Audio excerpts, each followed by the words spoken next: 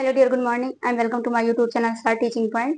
दोस्तों, पिछले लेक्चर में हमने देखा था कि जो हमारे पेनिनसुलर प्लेटो का निर्माण हो रहा था, तो उसमें हमने देखा था 4 टाइम पीरियड में से बांटा था, जो कि था ए, पी, डी, ए। इसमें हमने देखा था ये था हमारा आर्कियन पीरियड,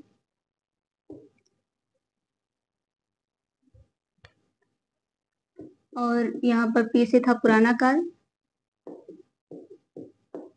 आर्कियन पीरियड, पुराना पीरियड, और यहाँ पर था द्रविडन। ये था हमारा आर्यन पीरियड, जो कि आज तक चल रहा है।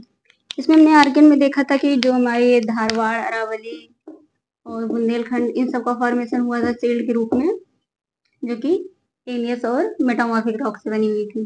पुराना काल में हमने देखा था कि इसमें हमारा बिंद का फॉर्मेशन हुआ था और कुछ यहाँ पर सागरी निक्षेप भी आए थे। द्रविडन काल में हमने देखा था कि यहाँ पर वेगनर जी ने बताया था कि जो हमारा भारत था वो पैंजिया का एक पार्ट था। उसके बाद हम देख रहे थे अपना आर्यन पीरियड में, जो कि हमारा चल रहा था 300 मिलियन ईयर अगो से प्रेजेंट टाइम तक। इसमें हमने देखा था कि हमारी जब पैंजिया ब्रोक हुई थी,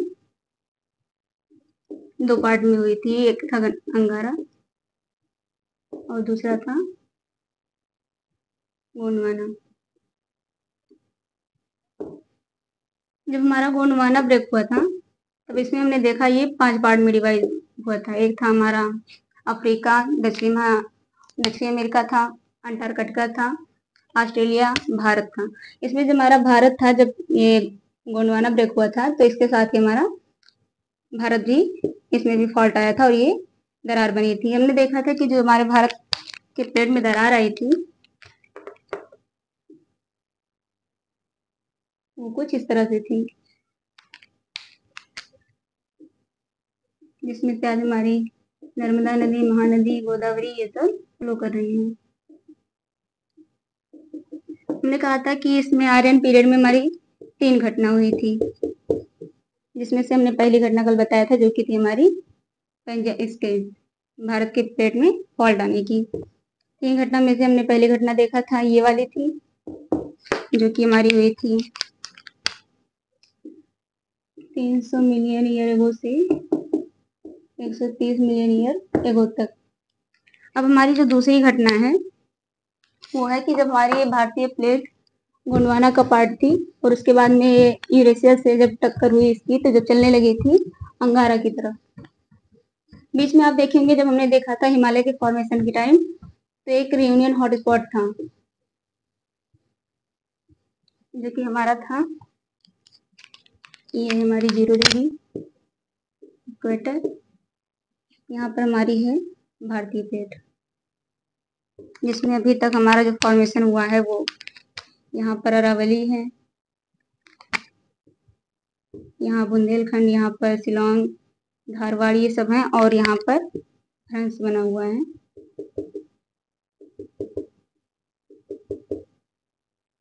यहीं पर हमारा था रियूनियन हॉटस्पॉट।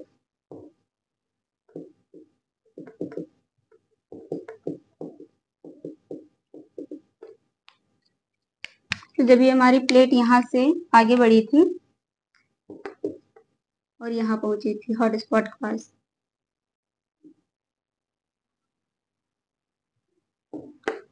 तो यहाँ पर हमारा भ्रंश भी बना हुआ था। और आप देख रहे हैं कि चूंकि हमारी घटना है लगभग 70 मिलियन ईयर अगो से 55 मिलियन ईयर अगो तक की, इस टाइम पे हमारा ये रियूनियन हॉटस्पॉट था, जो हमारी भारतीय प्लेट गुजर रही थी, तो उसके पास ही था।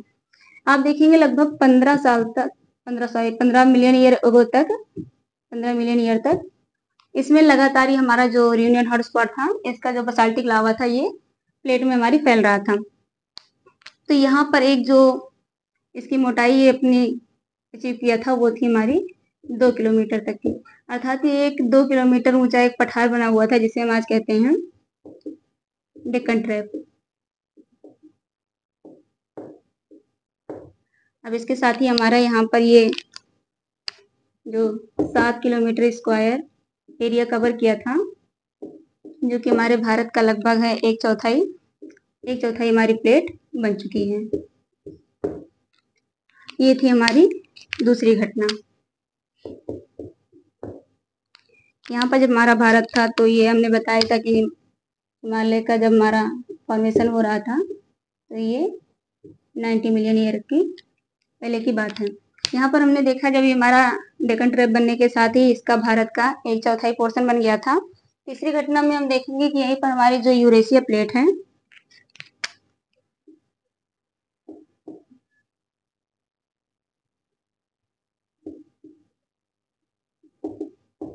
यूरेशिया की प्लेट है, यहाँ से जब जाकर टकराया हमारा भारत इससे, तो ये हुई हमारी थर्ड घटना।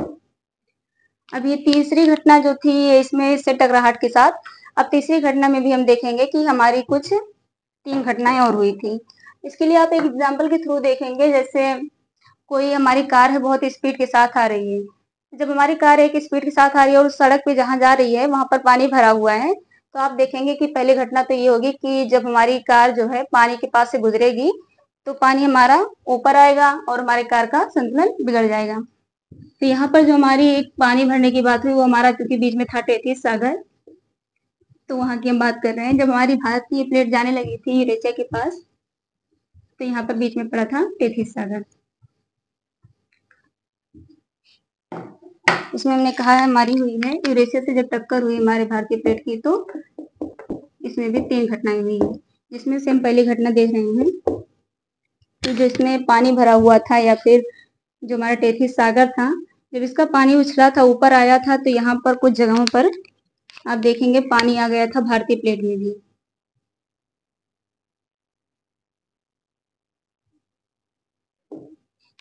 जैसे यहाँ आप देखेंगे एक पोर्शन था इसका ये वाला, जो कि हमारा गुजरात सौराष्ट्र,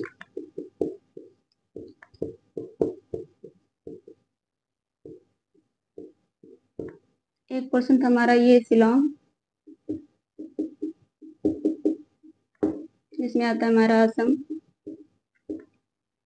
और यहाँ पर एक था तंजावुर से लेकर यहाँ उड़ीसा में कटक तक।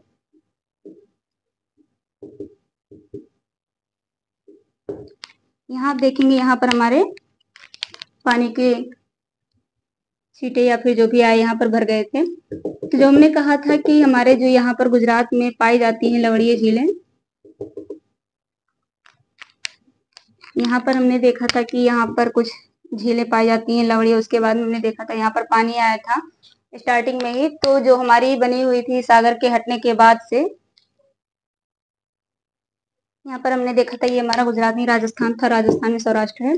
यहाँ हमने देखा था जो हमारी डीडवाना, मकराना, ये सब झीलें पाई जाती हैं लवणीय, क्योंकि ये सागर के पीछे हटने से हमने कहा था बना था, जिसके कारण ही यहाँ पर जब हम देख रहे थे हमारा राजस्थान का जो मैदान था उसके टाइम पर, तो हमने बताया था ये सागर के पीछे हटने से बना है। तो यहाँ पर जो हमारी लवणीय झीलें पाई जाती हैं वो अब आपको क्लियर हो गया होगा कि कहाँ से इसमें पानी आया था। और साथ ही हम देखें तो जिस प्रकार हमारा जब यहाँ पर भ्रंश घाटी बनी हुई थी तो हमने कहा था वहां पर 98% कोयले का एड्रेस पाया जाता है। उसी तरह आप देखेंगे कि जो हमारा ये यहाँ पर प्राकृतिक तेल है, सॉरी तेल और जो भी पेट्रोलियम पाया जाता है वो यही तीनों स्थानों पर पाया जाता है। अब यहाँ पर आप देखेंगे कि यहाँ हमारे सौराष्ट्र में भी तेल के अवशेष मिले हैं। यहाँ आप असम में डिगबोई देखेंगे और यहाँ पर तंजावुर और कटक में भी तेल के अवशेष पाए गए हैं। तो ये हो गई थी हमारी पहली घटना जिसे हम कहते हैं मरीन ट्रांसपीरेशन, या जिसे कहें सागरीय निक्षेपण। तो ये हो गई थी हमारी पहली घटना। अब दूसरी घटना जैसे हमारी जब हम कहें कि अभी हमने जैसे कार का एग्जांपल लिया था, तो जब हमारी सड़क पर पानी भरा हुआ है और उसमें से कार निकलेगी तो पानी ऊपर उछलेगा, और साथ ही क्या होगा जब जाके एक सामने कोई दीवार अचानक से पड़ जाए, हमारी कार टकराएगी, तो उसमें क्या होगा कि जैसे ही कार जाके टकराएगी तो क्या होगा कि पीछे का पोर्शन उठ जाएगा और आगे हमारे धसान आ जाएगा, साथ ही जो आगे का पोर्शन है वो टूट जाएगा या हम कहें पिचक जाएगा। तो उसके साथ ही जैसे हमारा जब भारतीय प्लेट जाके टकराई थी यूरेशिया से, तो वहां पे आप देखेंगे कि टेथिस के जो अवसाद से वो पिचक गए थे, और उसके साथ ही हमारा क्या बना था टेथिस हिमालय। और जब हमने धसान की बात कही थी तो वहीं पर हमारा उत्तर में जैसे ये हमारी प्लेट है,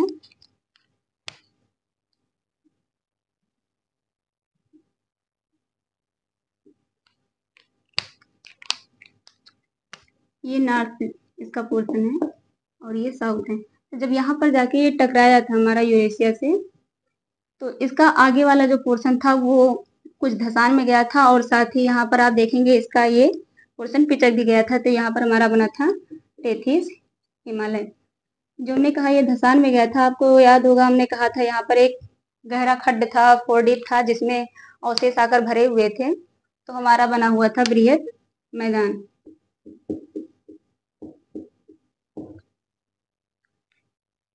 यहाँ पर इसका बृहद मैदान बना था, जो कि हमारे इसके नदियों द्वारा लाए गए अवसादों से मिलकर बना है। तो ये तो हमारा हो गया इसका नॉर्थ पोर्शन। हमने कहा कि जैसे अभी कोई गाड़ी है जब टकराएगी वो तो आगे तो धस जाएगी, लेकिन पीछे का पोर्शन क्या होगा, उठ जाएगा। तो इसी तरह से हमारा जब यहाँ पर हमने देखा, यहाँ पर अरावली बना है, यहाँ पे शिलोंग है, यहाँ बुंदेलखंड है, यहाँ सतपुड़ा बिंद जो भी बना हुआ था हमारा आर्यन से लेके द्रविड़न काल तक, तो आर्यन पीरियड में हमारा ये वाला पोर्शन खाली था।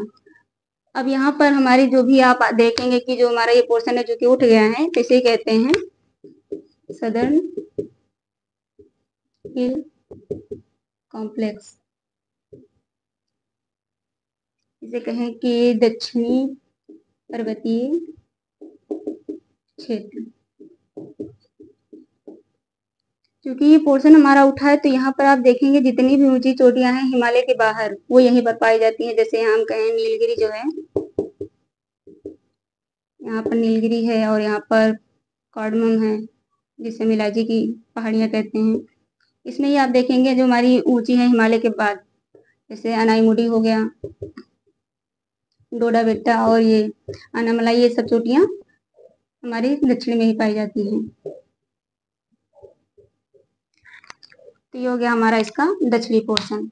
अब हमारा इसमें जो भारतीय प्लेट है इसका कौन कौन सा हिस्सा कवर हुआ है, तो हम देखें ये हमारा नॉर्थ है, ये साउथ है। अब हमारा रह गया है ये वेस्ट का पोर्शन और ईस्ट का पोर्शन। तो दो घटना हमारी, दूसरी घटना ये थी जिसमें हमारा बना हुआ है यहाँ पर एक गहरा गड्ढा बना था जिसे हम खड्ड कहते हैं, और पीछे वाला पोर्शन चूंकि उठ गया था, तो यहाँ पर नीलगिरी और एक कार्डमम जैसी पहाड़ियां बनी हैं। ये हमारी दूसरी। अब इसके लिए चूंकि जो हमारा ये दक्षिणी पोर्शन उठा हुआ है, इसके लिए हम एक टर्म यूज करें तो आती है इपेरोजेनेटिक अपलिफ्टमेंट।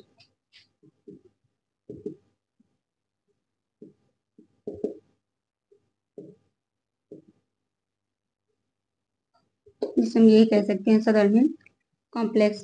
ये हो गया हमारा उत्तरी और दक्षिणी पोर्शन। अब इसके हम ईस्ट और वेस्ट की बात करें, तो जब हमारी कार जो थी जो टकराई जाके आगे, तो आगे का पोर्शन तो धस गया और पीछे वाला उठ गया। इसके साइड के पोर्शन का क्या होगा, जैसे हम कहें जहाँ पे दरवाजे हैं तो वो सब क्या हो जाएंगे, कोई भी जब जाके टकराएगी तो जिस तरह से आगे धसी हुई थी उसी तरह से एक साइड में वो झुक जाएगी हल्का सा। तो वही हमारा इसमें प्लेट के साथ भी हुआ था। जो हमारा पूर्वी पोर्शन था यहाँ पर हल्का इसमें झुकाव आ गया था।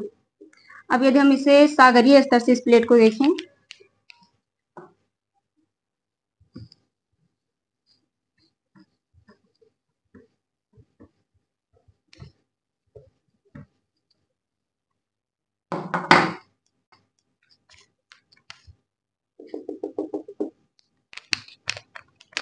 अब सपोज ये प्लेट है हमारी जो जा रही है, इसे हम देख रहे हैं सागरीय स्तर से, जो कि हमारी ये प्लेट है। ये पोर्शन हमारा ये नॉर्थ साइड में जा रही है और ये ईस्ट है। जैसे हमने कहा कि ये जो इसका ईस्ट वाला पोर्शन है वो हल्का झुक जाएगा, तो ये यहाँ से ना जाके कुछ इसका पोर्शन यूं हो जाएगा। जब ये झुकेगी तो इसमें साथ ही क्या होगा, इसके पश्चिमी पोर्शन में यहाँ पर एक दरार आ जाएगी। अब इसकी हम दूसरी जो, ये हमारी तीसरी घटना में चल रहा है, इसका दूसरा फिगर देखें तो ये हो जाएगा हमारा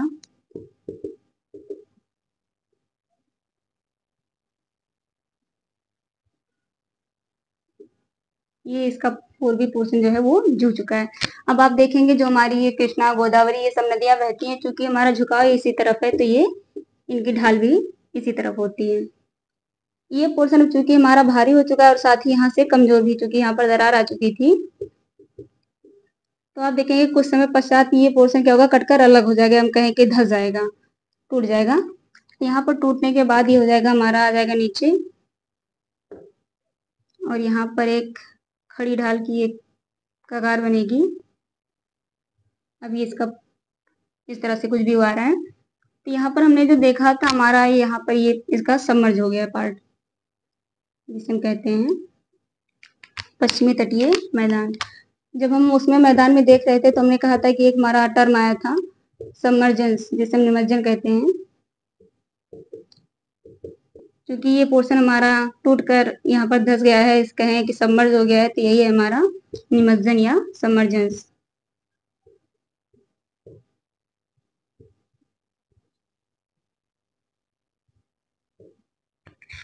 अब यहाँ पर आप देख रहे हैं ये खड़ी ढाल है, या इसे हम कहें कि एक कगार के भाग दिख रहा है, यही क्या है हमारा पश्चिमी घाट। इसलिए इसे कहा जाता है कि ये हमारा देखने पर एक दीवार की भांति दिखता है। ये हमारा हो गया पश्चिमी घाट। और यहाँ पर जब जाके हम देखेंगे तो ये हमारा बना है पूर्वी तटीय मैदान, जो कि नदियों और सागरीय लहरों के निक्षेपण से बना हुआ है। ये हो गया हमारा पूर्वी तटीय मैदान।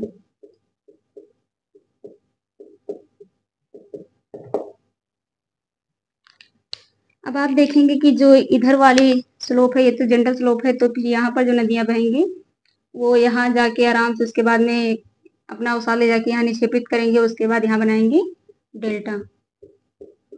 लेकिन यहाँ पर जो नदियां आएंगी उनके लिए कोई ऐसा मार्ग नहीं है कि आराम आराम से बहती हुई जाए उसके बाद जाकर सागर में मिले। ये बहुत ही स्पीड में यहाँ से गिरती हैं, इसीलिए यहाँ पर कोई निक्षेपण नहीं हो पाता है, और साथ ही हमारा क्या बनता है, जिसे हम कहते हैं एस्चुरी।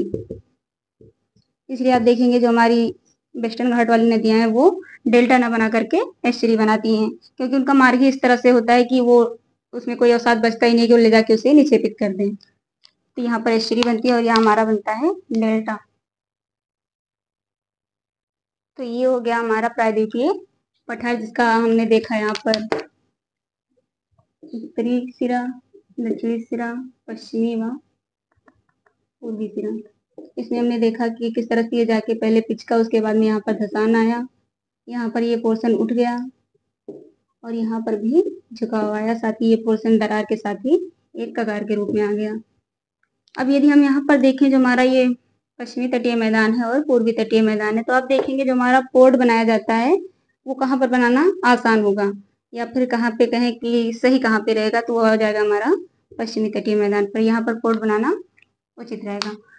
अब ये देखिए, ये तो हो गया हमारा एक प्रायद्वीपीय पठार का कैसे फॉर्मेशन हुआ। हम इसका क्षेत्रीय अध्ययन करें जो हमारा प्रायद्वीपीय पठार है, तो अब हम देखते हैं अपना प्रायद्वीपीय पठार का क्षेत्रीय अध्ययन।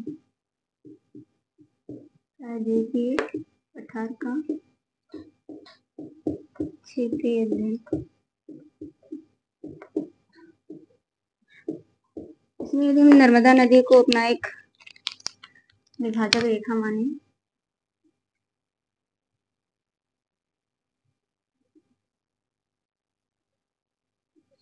ये हमारी नर्मदा नदी, तो ये हो जाएगा हमारा उत्तर केंद्रीय पठार, उत्तर केंद्रीय पठार। ये है हमारा पूर्वोत्तर पठार,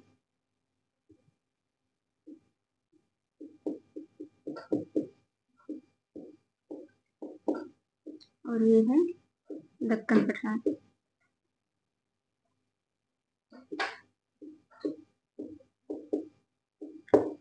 अब यदि हम इसे पूरे भारत के मैप से देखें,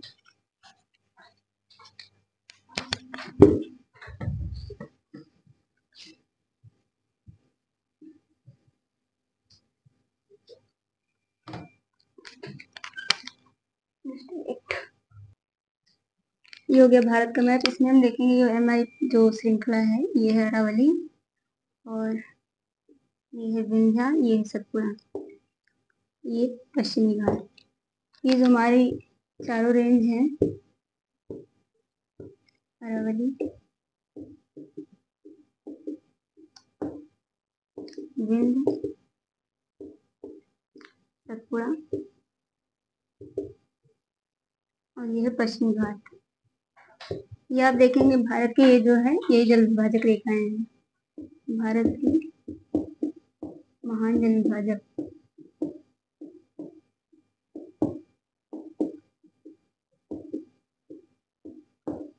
1 2 3 4, क्योंकि आप देखेंगे जो यहाँ पर हमारी है, जैसे यहाँ पर बनास नदी निकलती है, ये अपनी ढाल पा करके इधर ही साइड में बहती है, जिससे यहाँ पे इसकी जो ऊंचाई है इसकी ढाल की तरफ बहती है, तो ये हो गया यहाँ पे जलविभाजक। और यहाँ आप देखेंगे सिंध, बेतवा, केन, ये सब नदियां हैं, और इन दोनों के बीच में जो एक अपोजिट नदी बहती है वो है हमारी नर्मदा नदी। यहाँ से हमारी निकलती है कृष्णा, गोदावरी, कावेरी, ये सब। तो ये हो गई हमारी भारत की महान जलविभाजक रेखाएं। अब यदि मैंने 1 बाय 1 करके देखें तो सबसे पहले हम देखते हैं यहाँ पे जो हमारा ये पश्चिमी घाट है,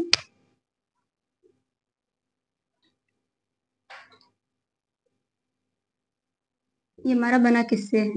आप देखेंगे यहाँ पर जब आर्कियन टाइम पे हम लोग देख रहे थे कि जो हमारा पठार बन रहा था, वहां पे हमने देखा था यहाँ पर था हमारा एक धारवाड़ जो था कर्नाटक में, तो जिसका निचला पोर्शन है यहाँ पर है ये धारवाड़, अर्थात ये आर्कियन काल में बना था, या हम कहें ये आग्नेय चट्टान से बना है।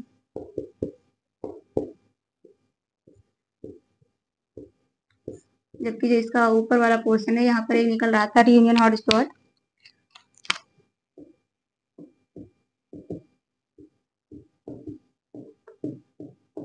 जो यहाँ पर था बसाल्टिक लावा से।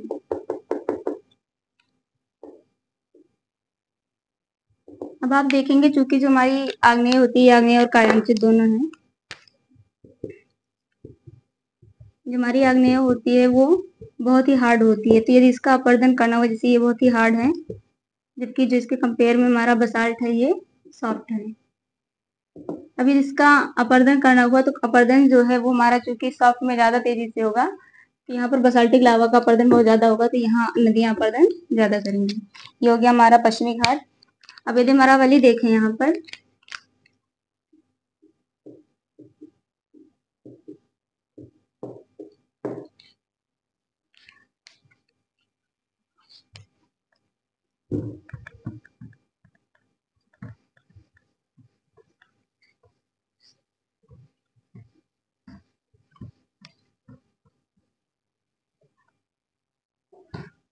इसके लिए हम देखेंगे राजस्थान का मैप जो कि है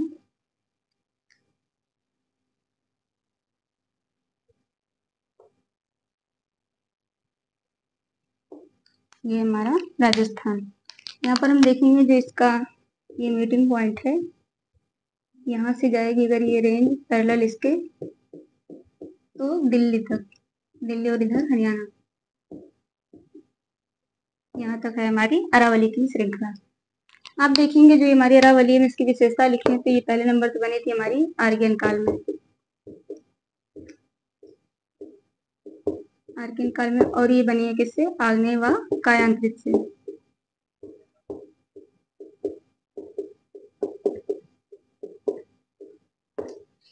और चूंकि हमने जब इसका कॉम्बिनेशन देखा था पठार का, तो हमने कहा था कि ये जो होते हैं एक अवशिष्ट पठार होते हैं, तो ये अवशिष्ट व पुरातन वलित पर्वत है।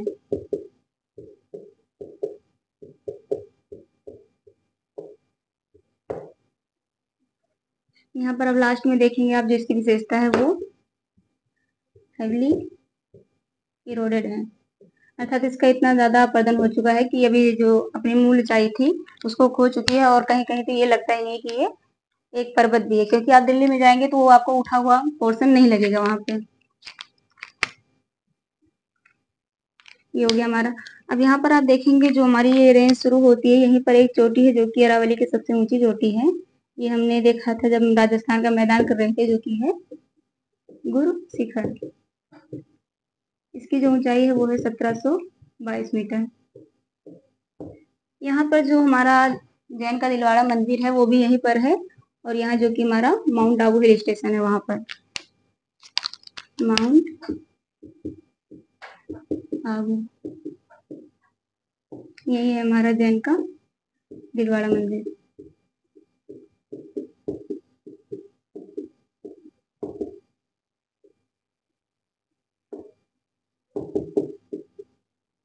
ये है हमारा हिल स्टेशन।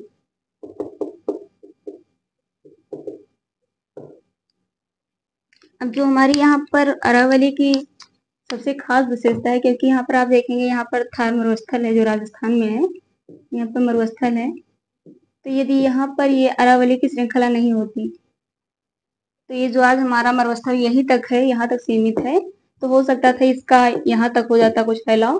तो यहाँ पर हमारा जो अरावली की श्रृंखला है ये मरुस्थल को फैलने से रोक रही है। यहाँ आप देखेंगे जो रेतीली हवाएं आती हैं उन्हें अरावली ही रोक देता है। ये हो गया हमारा अरावली के बारे में। अब यदि हम बात करें यहाँ पर विंध्य पर्वत के बारे में तो ये हो जाएगा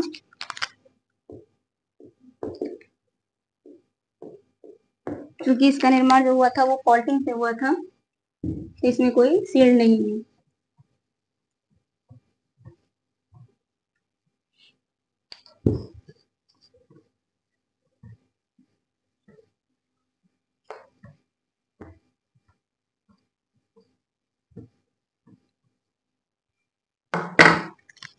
जब हम देख रहे थे वहां पर हमारा आया था एक भ्रंश आया था जो कि हमारे गोंडवाना के जब क्रैक होने पर भारत के पठार में भी क्रैक आया था, तो वहां हमने देखा था जिसमें से आज नर्मदा नदी बह रही है, वहां आया था।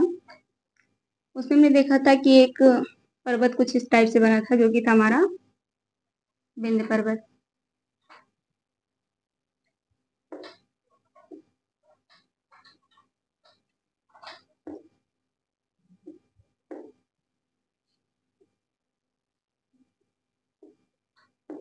यहाँ से हमारी बह रही है नर्मदा नदी,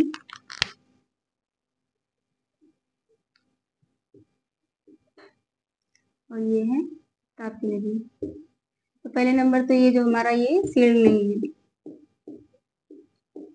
और इसका आप निर्माण देखेंगे तो ये पुराना काल में बना था। जिस टाइम हमारा आंध्र प्रदेश में कुर्नूल बना था, ये पुराना काल में बना था। अब यहाँ आप देखेंगे जो सागरी निक्षेप आया था पुराना काल में ही, तो यहाँ चूना के भी अवशेष पाए गए हैं, अर्थात CaCO3 भी यहाँ उपस्थित है।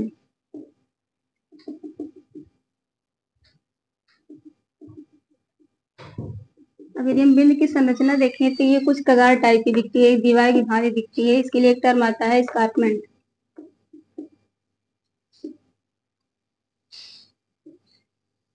स्कार्पमेंट जिसे कहते हैं हम कगार।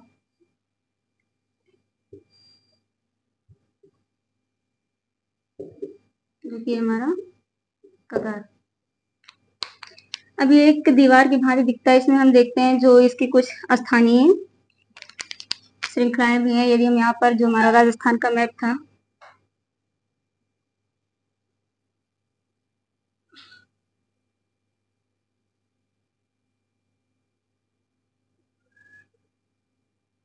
यहाँ पर हमारी शुरू हुई थी अरावली की श्रृंखला, और यहीं पर हमारी जो है बिंद की। इसका कुछ स्थानीय नाम देखें तो यहाँ पर है हमारा विंध्य, यहाँ है भानदेव,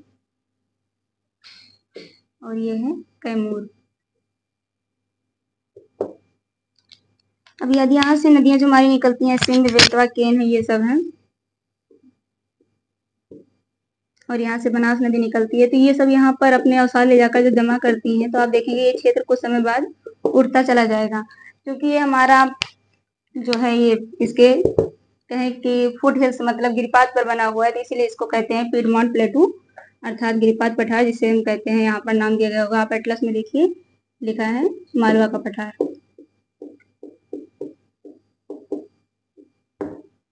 ये हो गई हमारी विंध्य की विशेषताएं। अब यदि हम इसमें जो भी रह गया है हमारा एक श्रृंखला है, इसमें जो हमने देखा अभी सतपुड़ा थी, उसे हम देखेंगे आने वाले लेक्चर में। तब तक के लिए हम आपको एक क्वेश्चन की बात करें यहाँ पर जो हमने पढ़ा भी अभी। एक था पश्चिमी घाट, पश्चिमी तटीय मैदान,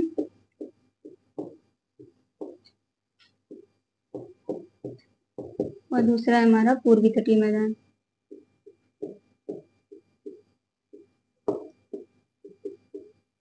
अभी इसमें हम कहें कि इसके कुछ अंतर हो सकते हैं जिसमें 4-5 पॉइंट आपको लिखने हो, तो यहाँ हो जाएगा हमारा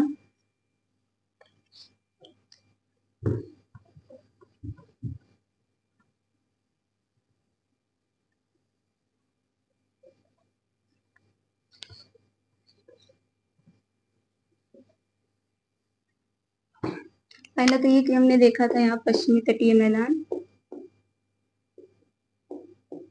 और ये है पूर्वी तटीय मैदान।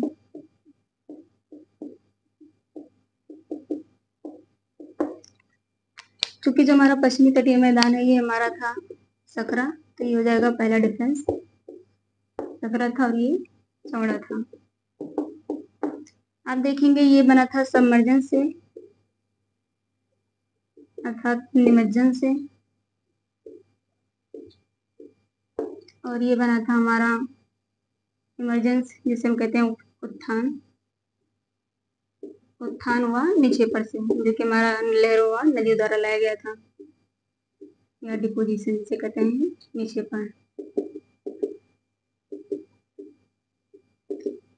इसका हम तीसरा अंतर देखें तो ये हो जाएगा, यहाँ पर जो नदियां, जो कि यहाँ की ढाल बहुत तेज होती है उसकी पश्चिमी घाट की, यहाँ पर नदियां एस्चुरी बनाती हैं,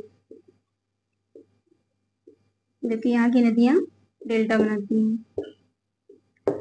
और साथ में हम देखें कि अगर पोर्ट बनाना कहाँ इजी है, तो हम देखेंगे जो हमारा ये पश्चिमी तटीय मैदान है, यहाँ पर पोर्ट बनाना आसान है, जो कि इसका जो क्षेत्र है वो धंसा हुआ है, तो वहाँ पोर्ट इजिली बनाया जा सकता है, तो ये पोर्ट के लिए सही है। देखिए यहाँ पर उतना सही नहीं है। अब देखिए यहाँ पर अगर हम कहें कि आबादी और कृषि कहाँ हो सकती है, तो ये हो जाएगा हमारा आबादी के लिए इतना तो सुटेबल नहीं है ये वाला हमारा। आबादी यहाँ पर कृषि और पशुपालन हो सकते हैं।